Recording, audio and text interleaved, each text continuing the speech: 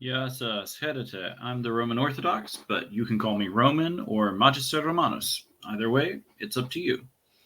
Well, uh, I must say, I'm usually quite jealous of my fellow YouTuber Dale in a Tin Can.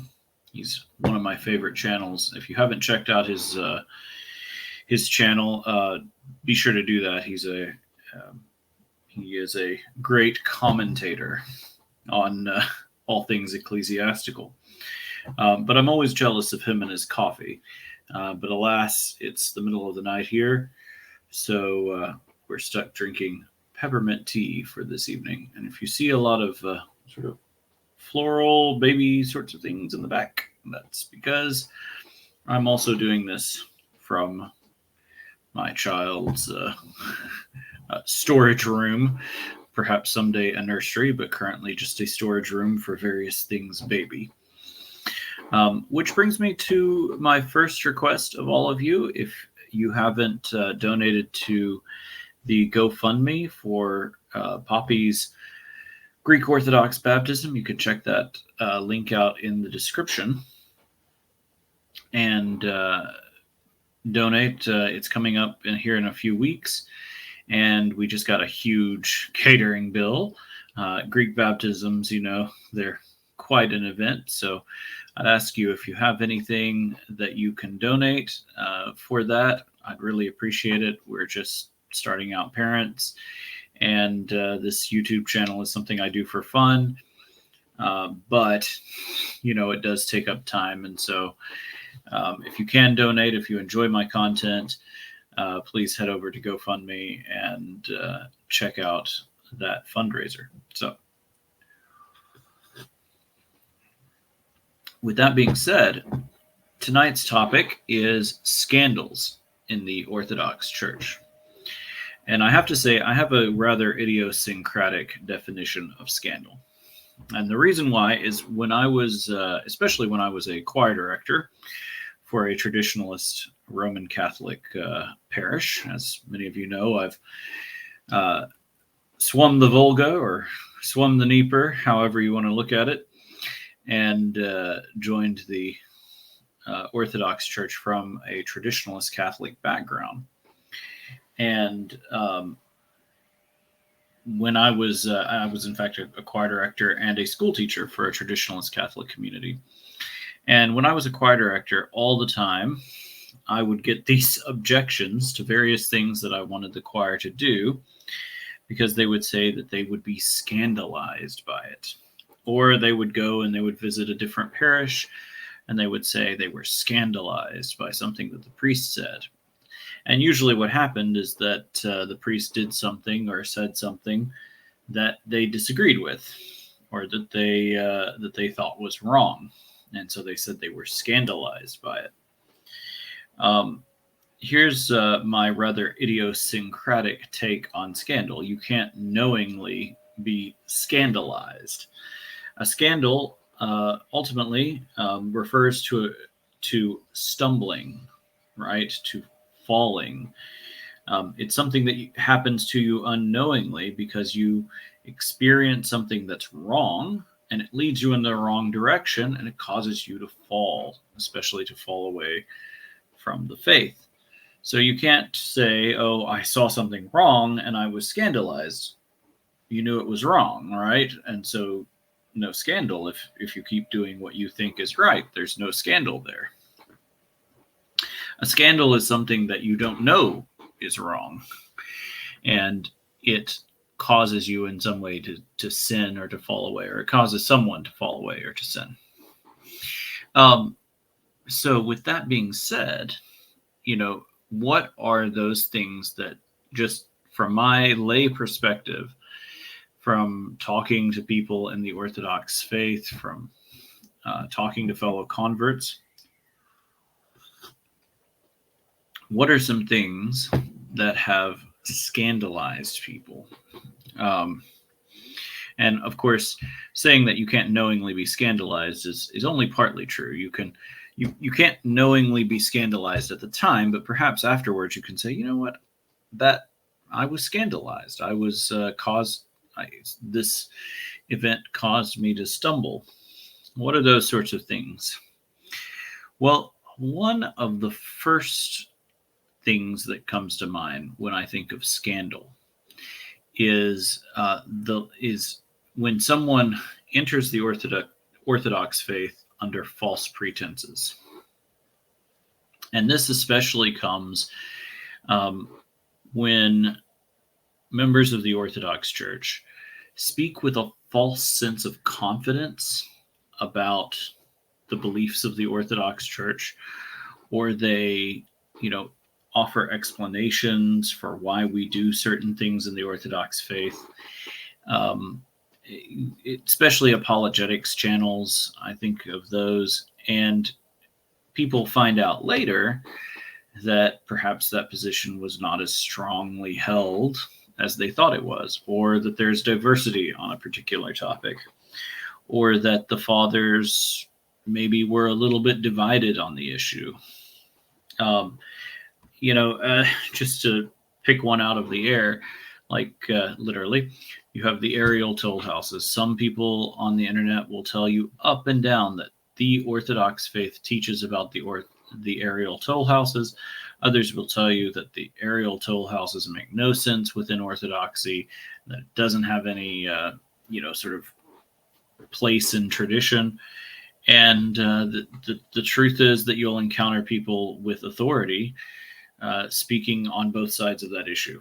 And so if you came into Orthodoxy thinking, boy, those aerial toll houses, that's what's going to hook me on the Orthodox Church, you'd probably be disappointed later. That's just an example. I think that a lot of people come into the church, or come into the Orthodox Church for very rationalistic reasons, for very rationalistic excuses to become Orthodox. And the reality is that that's not what the Orthodox Church is about. It's about something much deeper and much more mysterious than that, I believe. So false pretenses can cause someone to stumble because they come into the Orthodox Church not knowing that let's not say false. Let's say that they are limited. Let's say that they are only one side of any coin, or only one side of any issue. And so people come rushing into the Orthodox Church because they think they found the answers. And then whenever they find out that maybe something is a little bit more questionable than they thought, they fall away. And that would be a good example of scandal in my mind. Second, in terms of scandals that I see in the Orthodox Church today, and I was thinking about this today, it's perhaps a little bit related to the first, and that is a certain measure of I want to say miscommunication. I think miscommunication is a huge cause of scandal. And what I'm talking about here is where people who claim to represent the Orthodox Church represent their own views as the Orthodox Church's views, right? Of course, on most things, we can't say there is a united Orthodox Church view on a particular topic. There is a united Orthodox Church experience. There's a united set of Orthodox Church doctrines. But, on particular issues, especially modern issues, there's not a single answer. And that being said, people, conclude something and they present it as the Orthodox Church's answer to a thing when it's actually their own opinions and their own views, and not the views, especially of their superiors. And what this does is it gets people following those individual leaders, and then they fall away whenever they're not at a church led by people like those priests. It's kind of like a Protestant pastor. It could be a priest, it could be a layman, it could be an apologist. It doesn't have to be a clergyman. by any means. But, not following that particular person, they find themselves somewhere alien, and that causes them to fall away. And that bleeds over into the next scandal that I think is pretty common to a lot of churches, and that is hero worship. Now, Orthodoxy has a very strong tradition of spiritual fathers, of spiritual fatherhood, of eldership. But that being said, eldership is something that is very supernatural. It is something that does not come from, a pragmatic legal decision that you make. And not every person who claims to be a spiritual leader should be your spiritual leader or your sole spiritual leader. And as a result, many people pin all of their hopes on a particular priest, a particular spiritual teacher, bishop, maybe, monk, monastery, whatever. And then they're sorely disappointed as they encounter more of orthodoxy. Again, this is I know this is sort of picking up on a consistent theme, but the problem is, right, getting a little bit and thinking that it's, getting a little bit of the salad and thinking it's the whole salad. You get a bit of tomato and you think it's a tomato salad. A lot of it, what I think causes scandal are things like that, where you perceive a part as the whole. And I've seen some people fall away because the version of orthodoxy that a particular person told them about brought them in, and then they found out it was not the end-all be-all of orthodoxy. Okay, other scandals.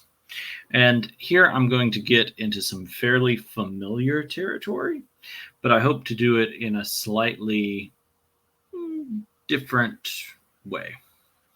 Okay, so there are two twin scandals.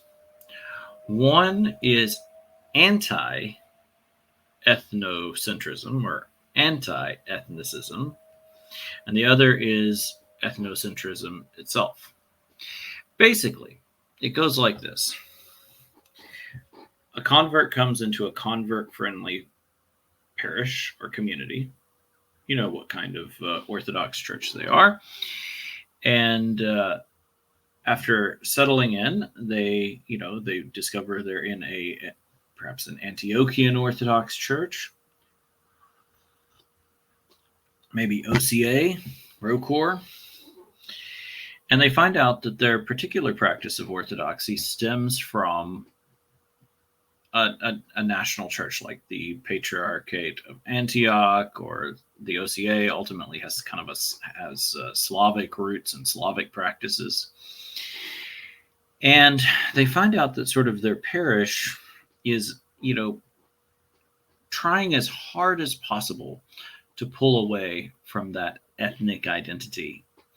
I might call this like an Americanism, where where particular parishes are attempting to create an American Orthodoxy by, you name it, appellation, Christ is risen, doing everything in English, not even letting out a Kyrie eleison from time to time. And what this does, this also exists, I think, in the sort of existence, in the nature of the Western right, which has this sort of nationalistic, linguistic nationalistic flavor to it, where you're trying to define an orthodoxy that is separate from all of these other national and ethnic orthodoxies. And the great problem here is that it creates these islands of orthodoxy where, at least in my opinion, where one finds themselves separated from the practice of orthodoxy all over the world, everywhere else, precisely because he or she is engaged in this sort of synthetic American orthodoxy. And so there's this sort of anti-ethnic bias that has crept in and ultimately caused one to be separated. And the biggest danger here, right, is being hoodwinked into thinking that that's all Orthodoxy has to say about its own history and its own development.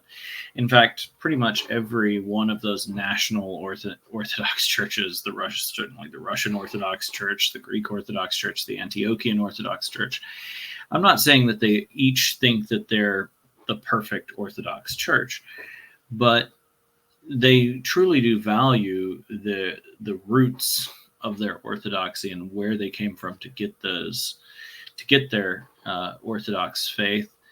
And the saints that are recognized in the Orthodox Church often come uniquely from the circumstances of these other particular national churches. So if you've got this sort of island mentality of orthodoxy, you're going to be separated from all of that. And I think this causes scandal because people sort of try to create a DIY orthodoxy, right? A do-it-yourself hodgepodge of orthodoxy. And the result is that they never get to experience the full richness of, any particular expression of orthodoxy, or to, it can be something as simple as seeing how a church cycles through the 8 tones and experiencing the development in liturgy from week to week that happens when a church properly follows the liturgical cycle. Or perhaps of only sharing spiritual or religious experiences with a very tiny number of people, not including the wider Orthodox Church. So I do sort of caution against that as a mentality, simply because it puts one on an island from the vast majority of Orthodox believers. And I do think that causes scandal for some people, especially as they discover wider orthodoxy. They find out it doesn't work, quite as, shall we say, sensibly as an American, as an American ecclesiastical institution might, right? It's more complicated and messy and international than all of that. Now, the flip side of this is when a group of Orthodox believers are so nationalistic that they believe that their Orthodox Church is the only way and to be Orthodox. And we see some jurisdictions that especially have this problem. And so they think, well, of course, I'm a strong believer that you should, have very good reasons for how you believe or for how you act and what you believe and how you carry out the liturgy and so forth. Certainly you should feel convinced by all of that. But what about sort of thinking, okay, just because I'm convinced does not mean that everybody else is, and does not mean that they all have to do the same way that I'm doing it.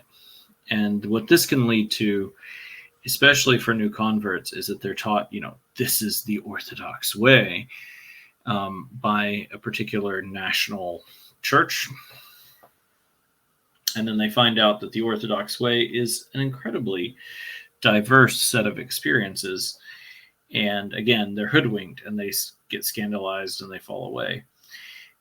Frankly, if one is looking in Orthodoxy for the kind of unity that you would expect, or that one would expect from like traditionalist Catholicism, for example, it's a tiny movement of very, highly motivated people to maintain a certain culture and a certain, practice.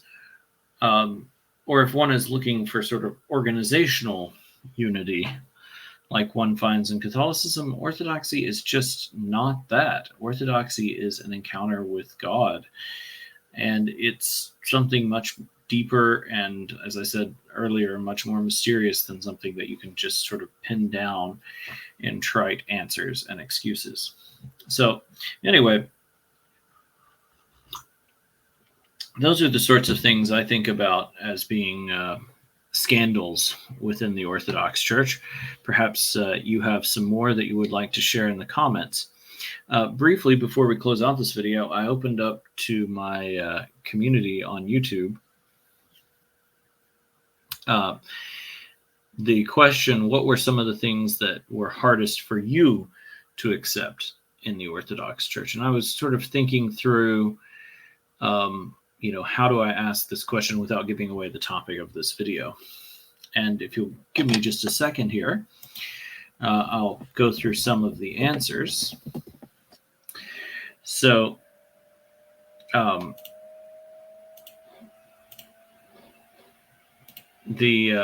as far as what people said, one person said that the hardest thing was realizing that,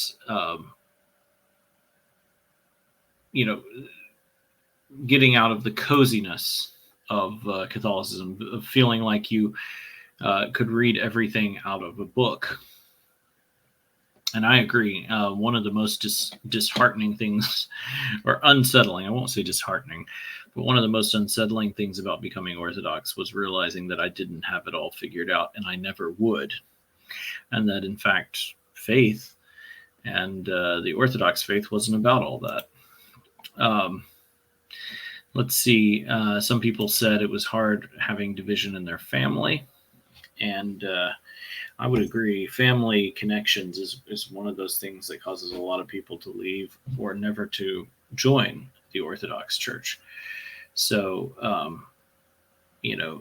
family connections, it's a difficult thing to navigate. And one thing I would always say is, speak about it with your priest. Perhaps he has some ideas. And then someone else, the smallness of Orthodoxy compared to the rest of Christianity, in the sense of, does only the Orthodox Church have grace? Well, I'm not going to answer that very difficult theological question on this channel. I don't think I could. But I would say this is something that I see on a lot of ex-Orthodox channels, that a lot of people fall away because they discover that the Orthodox Church really does think it's the church. Now, all the implications of that are far more complex. And like I said, a lot of times good local clergy will help temper your concern over particular doctrines, and help you to see that, to think of everything in a more positive light. And I think that's really important. In any case, I will say at this point, have a very good evening, all of you. Kalispera. And I hope to see you on this channel in a future installment, perhaps sometime in the morning when I can have coffee instead of peppermint tea.